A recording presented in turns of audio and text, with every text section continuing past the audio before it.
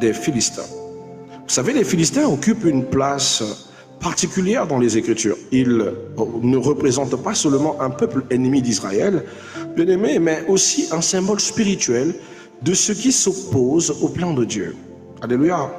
Leur histoire révèle une double stratégie, une opposition visible et une influence plus subtile. Bien aimé, c'est pourquoi on peut parler de deux faces des Philistins. Le mot philistin, bien aimé, en hébreu, phélestime, est souvent associé à des envahisseurs venus de la mer et installés sur les côtes du sud-ouest de Canaan, Gaza, Axalan, Asdod, Gad, Écran, tout ce qui représente aujourd'hui les pays arabes qui ont toujours convoité le territoire de la Judée, c'est-à-dire des Juifs. Amen. Donc, qu'est-ce qu'il faut comprendre sur les Philistins?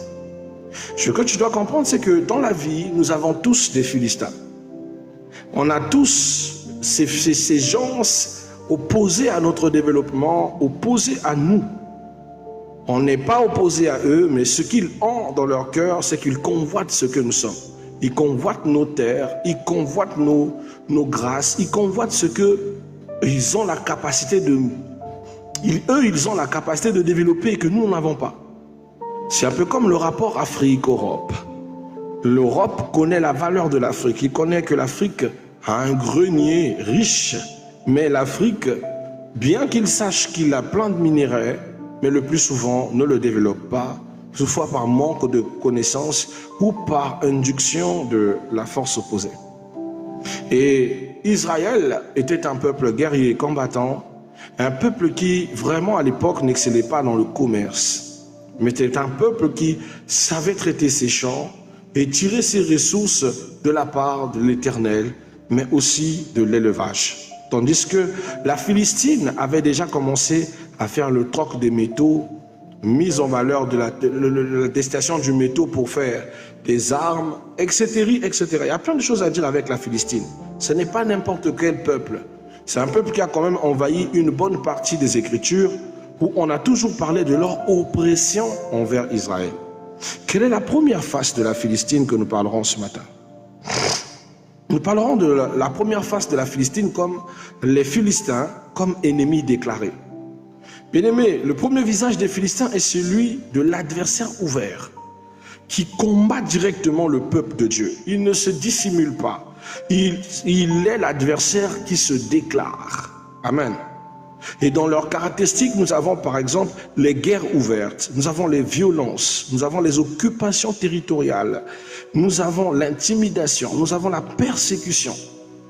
Il ne se cache pas. Ça veut dire que le Philistin, dans sa première image, est l'image nette de cet ennemi qui ne se cache pas. Il y a toujours quelqu'un dans votre vie qui vous déclare promptement qu'il est votre adversaire, tant physique que spirituel. Il ne se cache pas, il ne va pas par des manières. Tu sais par toi-même qu'il est opposé à tes plans, qu'il est opposé à ta progression, qu'il est opposé à ta présence dans ce service de travail, il est opposé à ta présence dans la famille. C'est quelqu'un que tu sais et qu'il sait et que vous saviez que voilà, il y a une tension dont spécifiquement, vous personnellement, vous ne saviez pas les origines, mais en réalité, comme une fois je l'ai dit, c'est ce qu'on appelle la guerre des étoiles. Lorsque vos étoiles ne vont pas dans le même sens, lorsque votre étoile l'empêche à lui de luire, alors sans raison pour vous, mais toute raison pour lui de vous détester. Alors c'est ainsi que vous voyez des menaces directes, des actes concrets qui montrent que vous êtes en belligérance avec cette personne et cette personne fait le tout de vouloir occuper votre poste, votre endroit, vos droits principaux, vos droits dans votre famille et passe aussi par l'intimidation, voire même par la persécution. Dans la Bible, nous avons un exemple probant comme celui de Goliath qui défie Israël dans 1 Samuel chapitre 17 où Goliath défie, insulte le Dieu d'Israël. À chaque fois qu'il défiait, il avait déjà tué une bonne partie des Israélites parce qu'il voulait montrer aux Israélites qu'ils étaient nuls et qu'ils ne pouvaient pas l'empêcher d'agir. Mais ce n'était pas la première fois, bien-aimés. Bien-aimés, les Philistins capturent l'arche de l'alliance.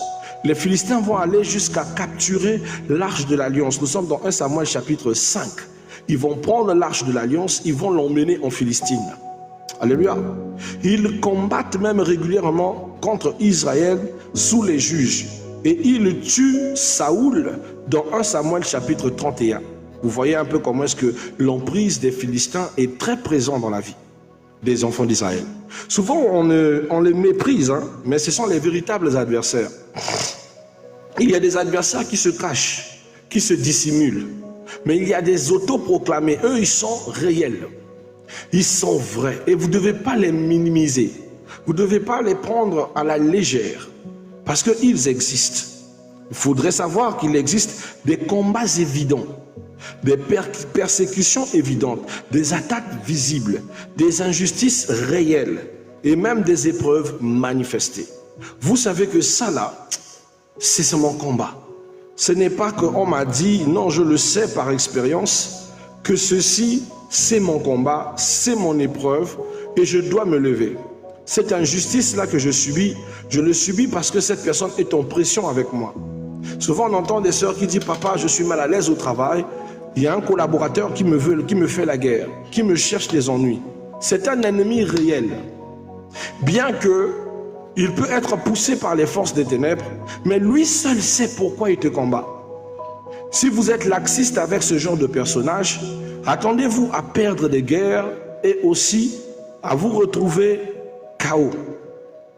Donc vous devez comprendre que dès la première déclaration, c'est quelqu'un que vous devez être prudent avec lui et c'est quelqu'un que vous devez ménager tous les efforts à le mettre en état de nuire, hors d'état de nuire. Attention, ne pas confondre spiritualité et physique. Dans la spiritualité, il doit être mis hors d'état de nuire.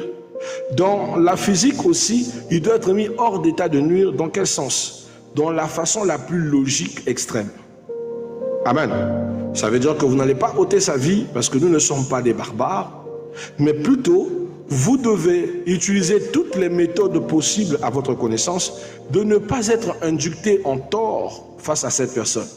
Et vous devez éviter de protéger, ça c'est toujours l'erreur que souvent les enfants de Dieu font à cause du bon cœur, de se mettre à couvrir le mal. On ne couvre jamais le mal, c'est un piège.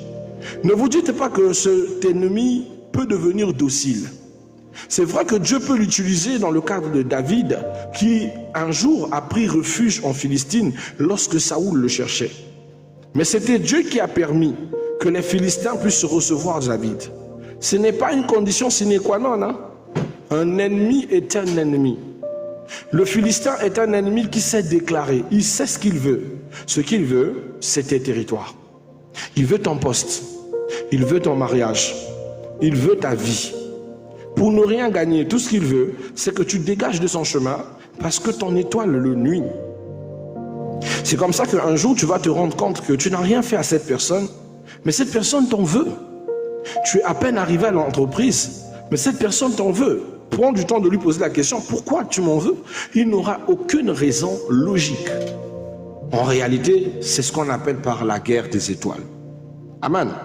Paul dira dans le livre d'Éphésiens chapitre 6 verset 12, il dit, nous n'avons pas à lutter contre la chair et le sang. Nous n'avons pas à lutter contre la chair et le sang, mais contre plutôt les principautés, les esprits qui sont élevés. Et ce sont eux qui influencent nos oppresseurs à vouloir s'acharner contre nous, à vouloir se mettre en bataille contre nous. La deuxième face des Philistins, c'est le Philistin infiltré. Il y a des catégories de types de Philistins, d'ennemis, qui s'infiltrent au milieu de nous. Voici le danger le plus grand. Le Philistin ne combat plus uniquement de l'extérieur. Il cherche à vivre près du peuple de Dieu afin de influencer, séduire, contaminer et affaiblir. Le Philistin vivait aux frontières d'Israël. Il connaissait la langue, il connaissait la coutume, les habitudes des Israélites. Il représente donc un compromis. Un compromis très très dangereux. Et souvent nous on néglige ceux qui sont trop proches de nous. Vous savez, il y a ces genres de personnes que tu sais qu'il a des attraits très négatifs, mais parce qu'il te côtoie le plus, tu penses que c'est un ami. Tu sais que cette personne te fait des coups bas. C'est pas que tu es ignorant, mais parce qu'il est tout le temps à te saluer, parce qu'il te suit quand tu as des problèmes, parce qu'il vient quand tu as des circonstances, parce qu'il est toujours dans tes parages. Tu penses que c'est un ami, or que non, c'est quelqu'un qui se rapproche pour plus avoir d'informations, t'infiltrer et te détruire. C'est même quelqu'un qui peut te donner de très mauvais conseils. J'ai une de mes filles qui m'écrit, il me dit, papa, nous sommes arrivés dans une société où je devais passer un stage et nous avons reçu un collègue, c'est, en fait, lui, il est déjà dans la boîte et elle n'était que stagiaire. Le collègue lui a dit de ne jamais accepter un travail qui vient du service comptable. Vous devez vous concentrer sur tout ce qui concerne la finance parce que leur service était un service de finance. Et la fille, voyant que c'est quand même un ancien du service qui leur parle, a trouvé que le conseil était judicieux. Or que c'est un service un peu qui est... Le service finance là-bas gère un peu le coup fourdoum. C'est-à-dire, ils peuvent en même temps de fois intervenir dans des problèmes comptables, en même temps dans les problèmes financiers. Donc, mettons ce genre de conseil dans le cœur des stagiaires, c'était un coup vraiment un mauvais coup pour pouvoir réduire les chances et les espérances des stagiaires dans cette société. C'est comme ça que lorsque des projets comptables vont arriver dans le bureau et qu'on va les confier, et aussi ils vont suivre le conseil de ce mauvais collègue pour dire non, nous on n'est pas venus pour faire ça, nous on est venus pour les états financiers. On leur a dit, qui vous a dit que ici vous ne toucherez que les états financiers? Ils nous ont refusé de dire qui, parce qu'il fallait couvrir l'argent. Ils disent non, nous en fait on ne veut pas et tout et tout. Ça les a mis dans un problème. Et ils ont été rapportés à la direction qui les a rattrapés. Vous êtes ici pour un stage, vous allez toucher de tout. Pourquoi vous faites ceci? Donc si aujourd'hui nous devons vous prendre comme employés, c'est l'attitude que vous devez avoir. C'est-à-dire que ça les a valu un très vilain rapport. Après, on les a expliqué le fonctionnement de leur travail. C'est l'autre qui prend le courage après dit, mais tiens, mais c'est pas ce qu'on nous a dit. Oh, la directrice vous dit, je viens de vous poser la question de savoir qui vous a dit cela, vous n'avez pas donné le nom. Oui, mais en fait, on ne pensait pas que ça devait arriver à ce niveau. Lorsqu'on est arrivé, il y a monsieur Untel qui nous a dit que si on nous demande de recevoir des rapports, des projets comptables chez nous, au service de la finance, que nous ne puissions pas le prendre. Alléluia. Et la directrice convoque le dénommé, et quand on pose l'action dénommé, le dénommé dit qu'il n'a jamais parlé avec ses filles, qu'il n'avait jamais communiqué avec qui que ce soit, sur aucun sujet. Vous voyez le cas de figure? Un ennemi infiltré qui vous donne de soi-disant bons conseils, mais c'est toujours des conseils qui capotent, qui vous détruisent, qui vous éloignent des bonnes personnes. Bien-aimés, attention, soyez toujours prêts à analyser tout conseil. Ce n'est pas toute personne qui vous donne des conseils, ce sont des bons conseils. Il y a des gens qui vont donner des conseils qui seront plus nocifs. Il y a des gens qui ont détruit leur foyer parce que des mauvaises personnes leur donnaient des conseils, en pensant que ces conseils étaient praticables dans le mariage. Moi, un jour, j'ai trouvé une sœur qui dit à sa meilleure amie, il dit à sa meilleure amie, ne jamais accepter qu'un homme puisse lever le temps sur toi. Il n'est pas ton père. Pourquoi il va lever le temps? S'il lève le temps, tu lèves le temps. Il parle, tu parles. S'il monte, tu montes. S'il lève la main, toi aussi tu lèves la main. Tu n'es pas sa chienne. Quoi? Et tu entends ce genre de conseil. Et la fille aussi dit, tu as raison, tu as raison. Et tu n'es pas là à faire toutefois la cuisine pour le préparer pour lui. Le mariage, c'est vous deux. Si un jour tu es fatigué, tu ne prépares pas. S'il ne veut pas préparer, il cale en l'air. Et vous trouvez ce genre de proposition normale. Sans savoir que elle, qui est célibataire, remplie de jalousie dans son cœur, tout ce qu'il veut, c'est de vous pousser à briser votre ménage. Combien de ménages ont subi les effets de ces mauvais conseils? Au début, l'homme qui t'a épousé n'avait aucune... C'est-à-dire, n'a jamais vu ce genre d'attitude avec toi. Mais au fur et à mesure que tu es dans un milieu pourri, tu te retrouves mal influencé au point où tu commences à très mal agir dans ton foyer. C'est comme ça que voilà, l'impolitesse commence jusqu'à ce que monsieur se sépare de toi. Et ce n'est qu'à la séparation que tu te rends compte que tu as amassé de très mauvais conseils et que cette personne te conseillait en mal. Pendant qu'elle-même, dans sa vraie vie, elle n'applique pas ce qu'elle te dit. Et c'est même quelqu'un que si tu ne regardes pas de proche, peut même récupérer ton mari, parce que tout ce qu'elle voulait, c'est toi. Comment est-ce que toi, tu es marié et elle, elle ne l'est pas? Pourquoi son copain, elle, ne peut pas officier le mariage, mais toi, tu l'es déjà? Alors, tant mieux te donner de mauvais conseils. Et toi, tu tombes dans ce piège. Voilà pourquoi je dis toujours, attention, attention aux conseillers. Tout le monde n'est pas bon conseil. Ce n'est pas parce que quelqu'un, on a écrit coach, que c'est un bon conseiller. Il y a des certains moments, je suis les histoires de vos coachs là. Je ne cite pas de nom pour qu'on dise que non, j'ai cité le nom de quelqu'un. Il y a beaucoup d'immaturité en eux. Beaucoup d'immaturité. D'autres, pour moi, c'est des blagueurs, c'est des plaisantins, ce n'est pas des coachs.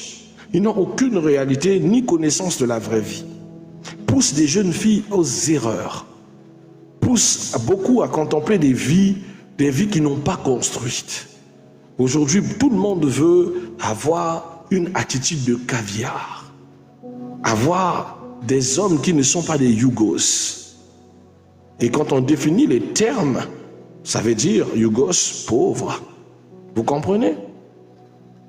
Est-ce qu'on doit tout expliquer ici? Et c'est comme ça que nous avons une génération de jeunes filles qui s'élèvent et se disent que l'homme potentiel doit être riche.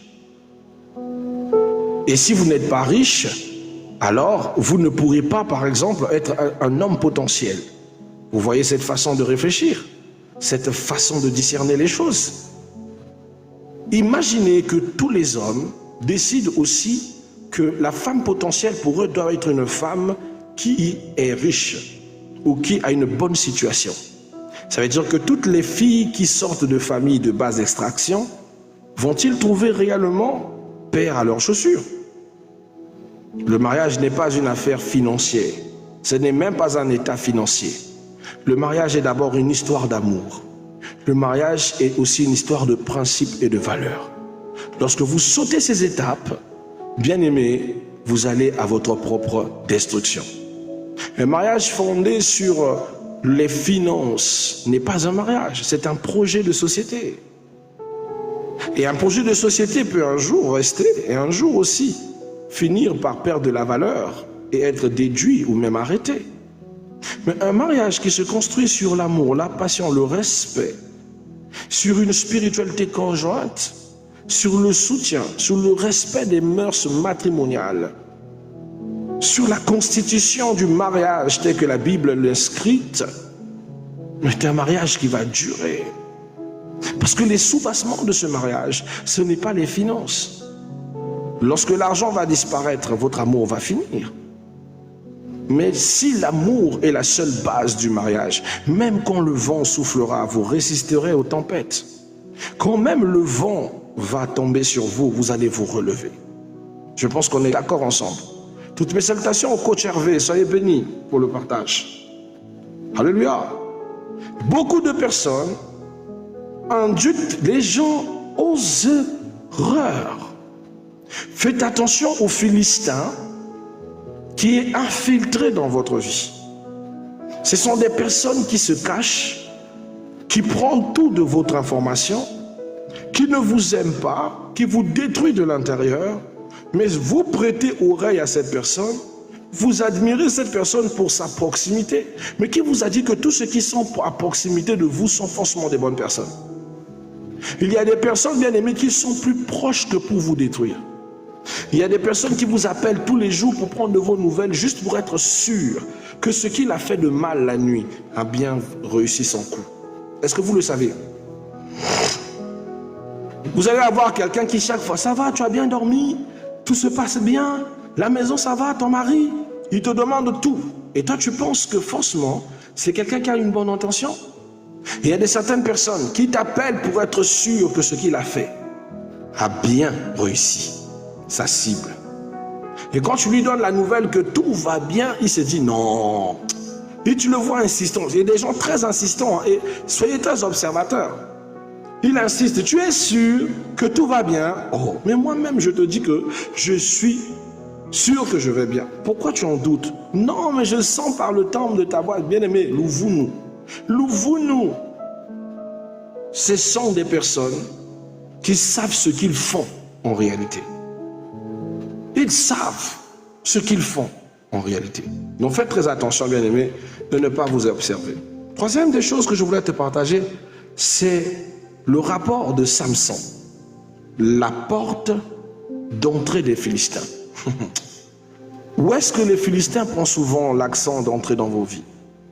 Qui souvent prennent des accès dans votre vie? Ou comment certains Philistins, c'est-à-dire certains ennemis, prennent place dans votre réalité, votre vie?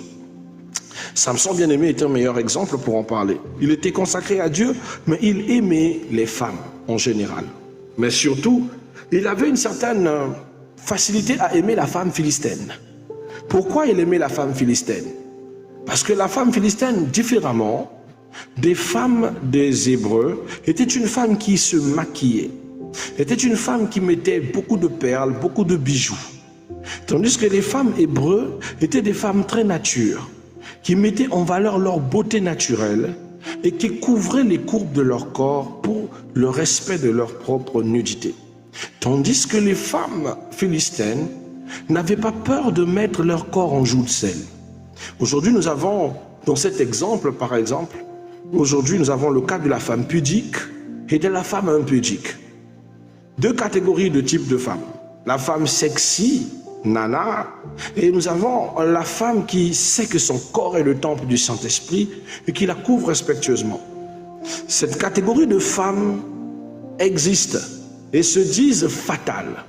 Celles qui se sentent sexy et s'exposent et n'ont pas peur de montrer les rondeurs et les courbes de leur corps, se disent qu'elles sont fatalistes et qu'elles ne peuvent pas, vous ne pouvez pas résister à elles, que peu importe vous la voudrez, elle peut que vous attirer. Elles sont belles aux yeux de tous les hommes. Et celles qui se couvrent sont souvent vues comme de très bonnes femmes, des femmes spéciales, des femmes qui ont le respect de leur propre corps. J'aimerais dire que ces cas de figure sont souvent très hyperboliques. Pourquoi?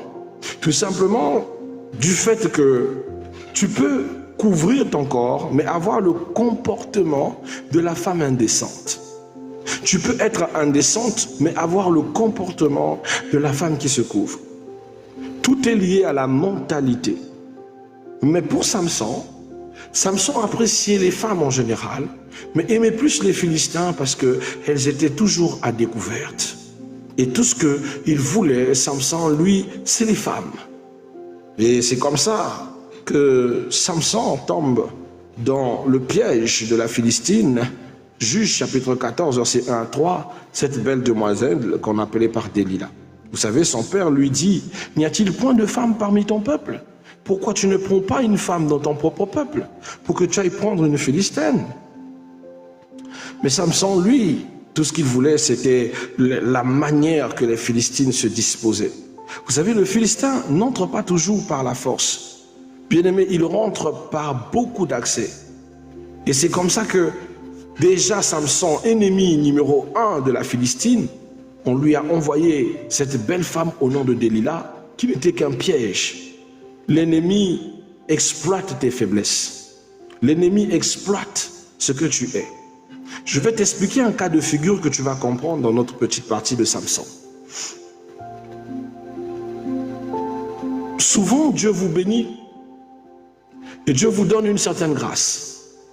Une grâce que Dieu a donnée pour sauver votre famille, pour aider votre peuple. Mais il y a des gens qui n'aiment pas ce que vous avez. Et ils n'aiment pas ce que vous faites. Ils ne veulent pas que ça passe par vous. Alors pour vous détruire, ils vous enverraient quelqu'un.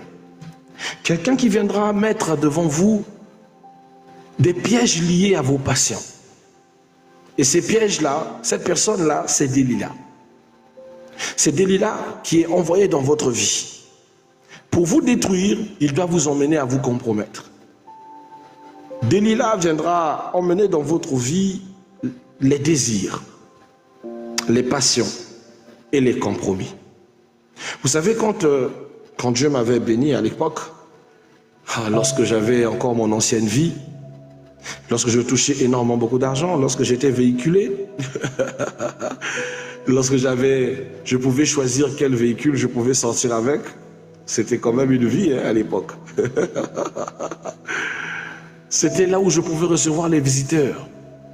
Bien aimé, j'ai reçu des gens qui venaient me voir pour me proposer des petites. Je recevais des gens qui venaient me voir juste pour me proposer des petites. C'est-à-dire, il te dit, ah, l'homme fort, tu sais quoi, ah, il y a une petite là. Quand je l'ai vue hier, j'ai pensé à toi. J'ai carrément pensé à toi. J'ai dit non, cette fille-là,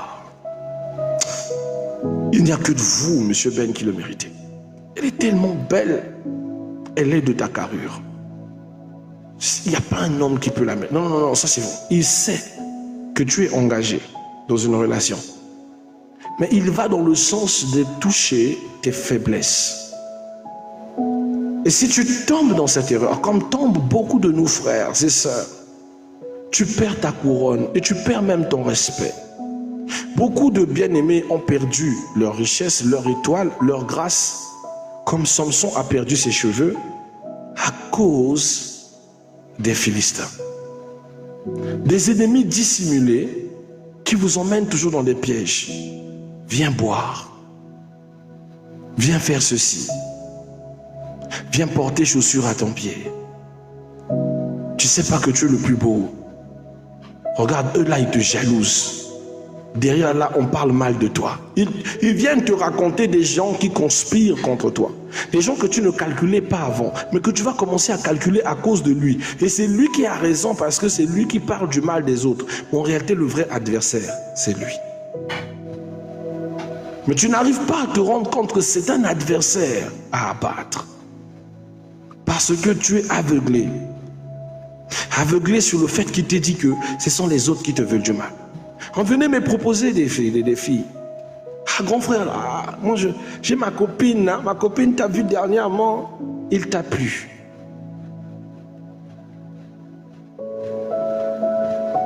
Tu suis ce chemin, tu perds ta grâce.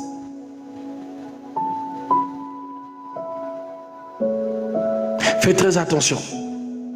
Ne tombe pas sur ces erreurs-là. Et souvent chez les sœurs, tu verras des propositions aussi plus indécentes que ça. Des dépenses, des sorties, des investissements qui vous détruisent. Faites attention quand Dieu vous emmène à une certaine hauteur, de laisser des gens vous suggérer des chemins. Quand vous avez quelqu'un qui vous dit, dès que vous avez une hauteur, que je voudrais te présenter quelqu'un qui t'intéresse à toi, faites attention. Maintenant, je veux te présenter une fille, faites attention. L'ennemi de la hauteur, c'est l'homme. Ne cherche même pas, ce n'est pas d'abord les objets, c'est l'homme. L'être humain n'aime pas voir les autres élevés. Quand ils sont un peu de hauteur, ils t'envoient des gens comme Delilah, qui vont te séduire, qui vont t'emmener dans les passions, juste pour que tu puisses te compromettre et perdre ta couronne. C'est leur but. Je connais plein d'amis qui ont cédé dans ces choses et aujourd'hui, quand tu vois sa vie, tu dis, mais attends. Un jour, je retrouve un de mes amis, Ivan. J'ai dit, Ivan, je ne te reconnais pas. Jamais ça, c'est pas toi. C'est vrai que moi-même, je suis bas plus que terre à cause de bêtises pareilles que je vous enseigne. Mais le cas d'Ivan était pire. Il dit, mon frère, voilà ce que j'ai vu. J'ai dit, mon frère, c'est le piège qu'on nous tend. On t'emmène dans ces choses, on te dit ici, on se dit là. Oh, à tel endroit, il y a une veillée. Là-bas, on parle de toi, on a besoin de toi comme faroteur. Et toi, tu vas dans cette veillée, tu vas faroter. Tu vas dans les situations des vies des gens, tu vas prendre des engagements. Non, c'est moi qui va payer ça. Tu vas prendre des responsabilités chez les enfants du quartier. Tu n'es même pas politicien. Dieu t'a donné juste un peu, tu t'es pris pour Superman. Et tout ça, ce sont des choses qui attireront avec le temps des malheurs sur ta propre vie. Or que celui qui a emmené ces projets-là sait, il t'a fait rentrer dans ça pour te détruire. Le Philistin caché. Delilah, le visage de la séduction philistine. Delilah n'est jamais présentée comme une guerrière. Elle représente la manipulation, la flatterie, la séduction, la curiosité destructrice. Elle cherche les secrets de Samson. Le Philistin paye Delilah. Le diable cherche souvent le secret avant de chercher la destruction. Donc avant de te détruire, Satan cherchera d'abord le secret de comment te détruire. Voilà pourquoi il envoie toujours ses agents, les faux amis, les faux conseillers, les fausses personnes qui te disent qu'ils t'aiment, les séducteurs, les séductrices, pour juste connaître ton secret et te mettre face contre terre. Donc il faut faire très très attention à ces gens qui viennent te dire là, un tel ne t'aime pas, un tel a mal parlé de toi. La vie m'a appris, quand tu viens me dire ce genre de choses, je renforce mes liens avec la personne que tu dis qu'elle ne m'aime pas là. Parce que je dois découvrir, toi, qu'est-ce que tu me veux réellement? Qu'est-ce que tu gagnes à venir me dire qu'on complote contre moi? Le Saint-Esprit lui-même ne me l'a pas encore dit. Mais toi, tu es plus que le Saint-Esprit pour venir me raconter des gens qui veulent me faire du mal. C'est que toi-même, tu étais assis avec eux en train de préparer le mal qui doit m'arriver. Vous comprenez? Soyez prudents, ce monde-là, c'est un monde d'imposteurs. C'est un monde où chacun se cache et cache bien son jeu. C'est un monde de fait semblant. Chacun fait semblant.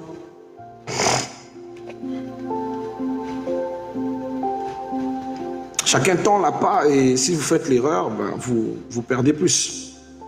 Enfin bref, on va s'arrêter là because of times. Je veux juste que vous fassiez très attention. Les Philistins sont partout. Les Philistins. Parce que les Philistins veulent toujours enlever 3 choses en vous. Quand le Philistin arrive, il veut retirer 3 choses en vous. Quand un ennemi arrive et qu'il ne vous apprécie pas, il y a 3 choses en vous qu'il veut enlever. La première des choses, c'est votre vision. C'est vos projets. C'est ce que vous aspirez. C'est votre combat intérieur. Ce que vous avez l'objectif d'atteindre. Ce que dans votre cœur vous avez besoin d'accéder. Votre perspective, votre façon de voir les choses. Je connais des frères qui ont échoué, qui n'avaient pas l'optique d'échouer. Ils ont échoué parce qu'ils ont rencontré des mauvaises personnes qui ont voilé leur vision. Le Philistin viendra combattre votre vision. La Bible dit qu'ils crevèrent les yeux de Samson. Juge chapitre 16, verset 21. Spirituellement, cela représente quoi? Cela représente la perte du discernement. Cela représente la perte de la révélation. Cela représente la perte de la direction. Vous ne serez plus orienté. Vous ne savez plus quoi faire parce qu'ils ont tellement donné de mauvais conseils. Là où ton sens c'était d'aller de l'autre côté, lui te dit ta mère est une sorcière. Ça te sert à quoi? Pourquoi c'est toujours la maman qui doit être sorcière? Pourquoi c'est toujours le papa qui est sorcier? Pourquoi c'est toujours l'oncle qui doit être sorcier? Des gens qui t'ont éduqué de 0 à 35 ans, tu es toujours en vie, tu as réussi dans ta vie, tu as voyagé. Leurs sorcelleries n'ont jamais marché, n'ont jamais fait quoi que ce soit. C'est seulement maintenant que tu essayes de gravir des échelons et que tu rencontres quelques combats, c'est eux les sorciers. Pourquoi ne t'ont pas-ils achevé depuis la naissance? Et comme c'est toujours plus facile de mettre le tort sur les proches, beaucoup se mettent à valider ce genre de choses. C'est là où le discernement se perd, la révélation se perd, la direction se perd. Et 2 fois même, ça passe par la sexualité. On t'envoie un diable comme ça qui couche avec toi, qui change tous tes objets, tes projets. Tu avais le besoin d'aller dans une grande université, faire de grands projets. Mais depuis que tu as rencontré cet homme, tous tes projets ont bâclé. Tout ton raisonnement n'est devenu que dans sa vie. Tu commences à se voir juste avec lui, se marier avec lui, lui donner des enfants. Pas besoin de faire de longues études, dépendre que de lui. Et pourtant, tu avais de beaux rêves. Ce sont des Philistins. Ils te changent de destinée. Ils changent ton mindset. Ils changent tes objectifs. Ils voilent ta vue pour que tu ne voies plus le chemin de ta réussite. Que dans ta tête, il n'y ait que le corps, le sexe. Que tu te perds dans tes pensées. Ce sont les Philistins.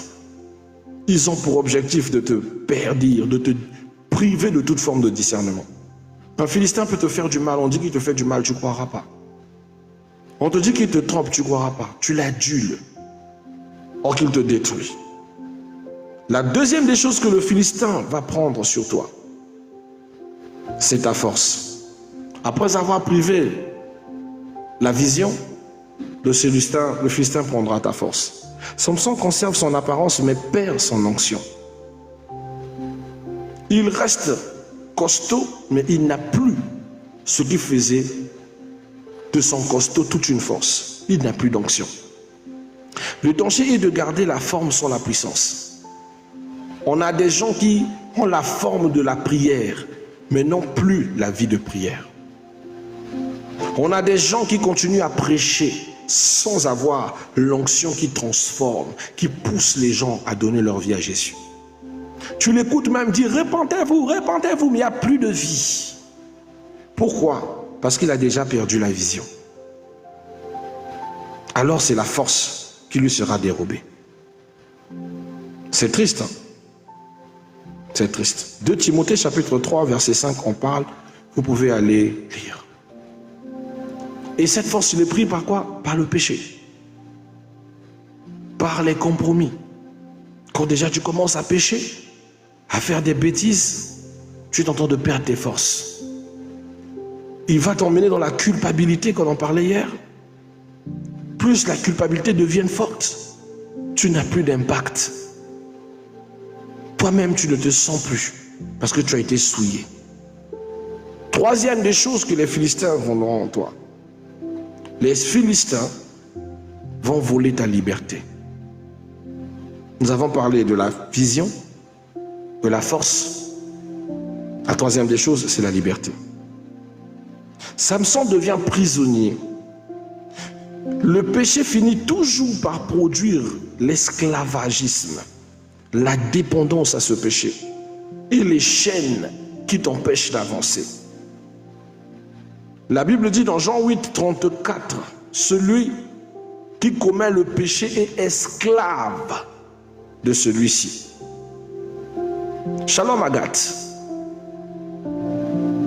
C'est triste. Esclave au point où tu n'arrives pas à t'en sortir, tu n'arrives pas à te lâcher, tu n'arrives pas à briser ce lien. C'est comme si tu étais amputé à ce lien où tu ne peux pas t'en sortir. Car, bien-aimé, le but, c'est de t'empêcher d'avancer. C'est comme ça que tu arrives à un moment de ta vie, plus rien ne marche et tu penses que ce sont les choses qui ne marchent pas. En fait, c'est toi qui as cessé d'avancer. Parce que tu as été obstru, tu étais attaché spirituellement. Tu as perdu ta liberté. Deux fois tu dis, je vais me lever, je vais me lever, je veux retrouver ma vie de prière, je veux retrouver ma santé de courir, je veux retrouver la vie de faire le sport, je veux retrouver ceci. Mais à chaque fois tu y penses, mais tu n'as pas la volonté qui accompagne tes actions. Tu n'as pas la volonté parce que tu n'as plus la liberté de décider. C'est comme quelqu'un qui vous dit, laisse la cigarette, laisse l'alcool, laisse la cigarette. Il dit, je vais arrêter, je vais arrêter. Mais le lendemain, il recommence. Parce qu'il n'a pas de liberté. Il n'est pas libre à lui-même. Il ne maîtrise pas ses décisions. Il est enchaîné à ce qui le détruit. Ce sont les trois choses que les Philistins volent en nous. Notre vision, notre force et notre liberté.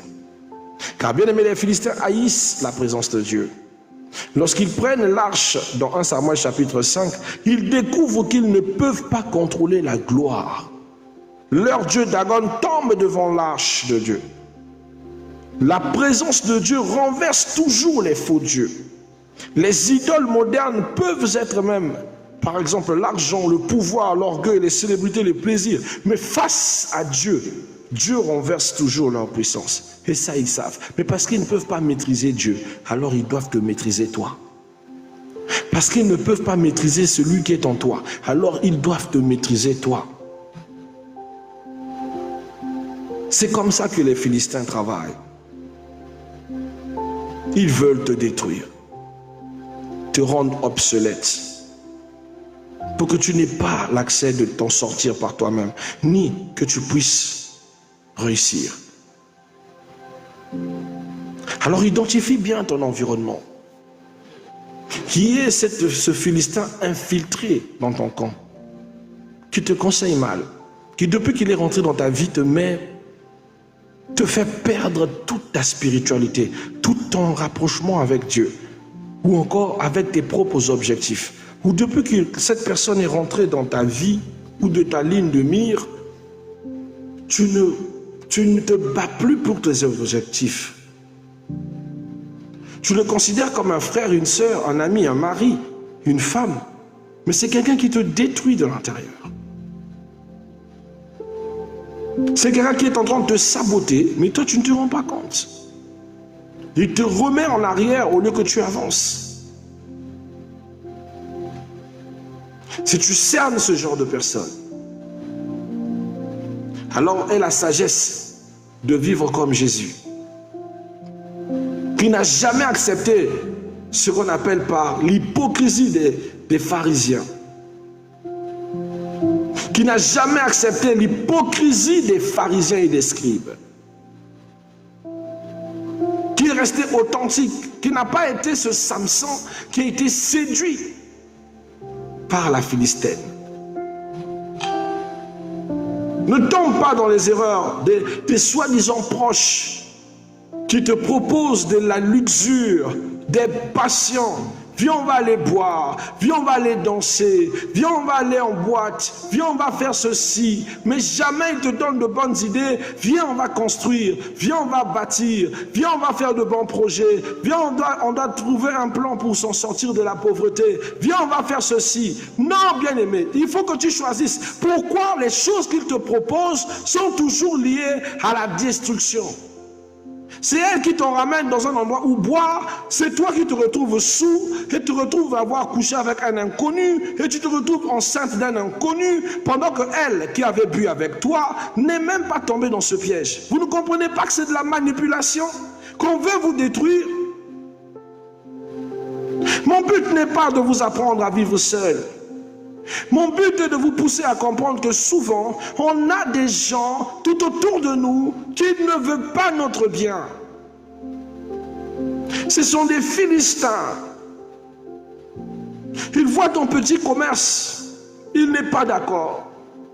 Ils voient ta petite relation amoureuse qui marche bien. Il n'est pas d'accord. Cet homme ne te mérite pas. Cet homme est trop pauvre. Un homme qui n'est même pas capable de donner 100 000 à sa femme. Et pourtant, c'est un homme qui t'aide. Même avec ses 2 000, 3 000, 5 000, tous les jours, quand il vient, il te donne un petit 2 000, un petit 3 000. Il partage le peu qu'il a avec toi, il te donne. Tout ce qu'il peut contenir, il te donne. Elle te dit, c'est pas un homme qui te mérite. L'homme qui te mérite, c'est quelqu'un qui est capable d'aller même te donner à la hauteur. Ma charrue, tu n'as pas vu ta beauté. Ma soeur, si tu ne coupes pas cette amitié, si tu ne coupes pas cette amitié, tu vas regretter un jour.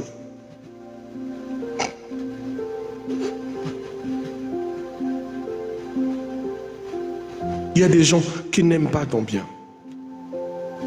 Si aujourd'hui tu te mets aussi avec un sugar daddy, c'est la première personne qui va aller raconter à tout le monde. Tu la vois là, la voiture qu'elle a achetée là, c'est son sugar daddy. Belle fille comme ça là derrière les vieux papas. C'est toujours la même personne qui t'a emmené dans cette erreur, qui ira détruire ta réputation. C'est toujours cette même personne.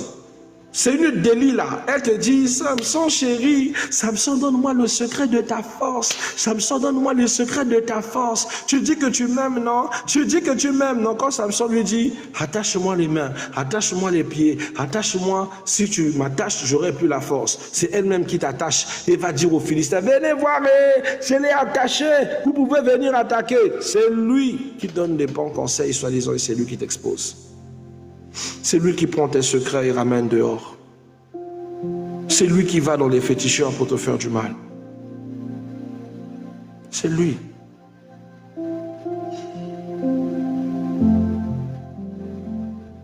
Faites attention. On est dans un monde où personne ne fait quoi que ce soit sans intérêt. Donc faites attention à vous. En quoi tout ce que tu fais m'est bénéfique. Pourquoi tu n'es qu'un ami de l'alcool? Moi j'ai des amitiés comme ça que j'ai arrêté. J'ai un meilleur ami, un ami que j'aimais bien. Je l'appelais mon dirkab. Je l'aime bien. Mais j'ai remarqué que mon amitié avec lui ne produit rien. Il ne m'appelle que lorsqu'il faut aller boire avec les filles. Lorsqu'il faut aller dans des pungas, dans des trucs inutiles. Un jour, je l'ai fait asseoir, j'ai dit, écoute, bro, je t'aime bien. Mais je ne vais pas continuer ma vie comme ça. On ne fait rien de bon ensemble. Et à la fin, c'est toi qui vas toujours saloper ma réputation. À cause de toi, tous les gens pensent que moi, je suis un mari, couche-toi là. Donc en réalité, toutes les filles que j'ai rencontrées, c'est toi qui me les as présentées. On arrête ici. J'ai besoin de concrétiser des projets. Bâtir ma propre famille. Avoir mon propre histoire. Quand j'ai commencé à couper les ponts avec lui, j'ai commencé à réaliser ma vie et j'ai commencé à construire ma vie. C'est mon ami, je l'aime bien. Jusqu'à aujourd'hui, il n'a même pas une famille.